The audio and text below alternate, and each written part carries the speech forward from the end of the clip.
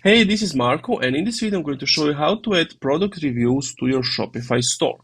Before I begin with the video, I can offer you 3 days of Shopify completely for free, and then the next month you can get it for €1. So you wouldn't pay 32, you would pay only 1. So if you want that, link is in the description. So what you want to do is you want to go to apps.shopify.com and you want to type in review here in the search bar.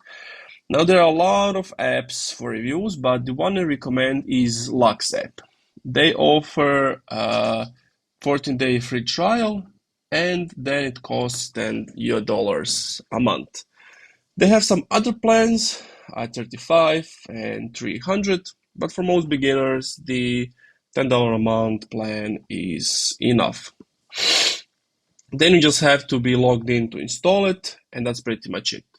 Thank you for watching this video. If you enjoy, leave a like, comment, subscribe. And also, if you want to get it for €1, click the link in the description.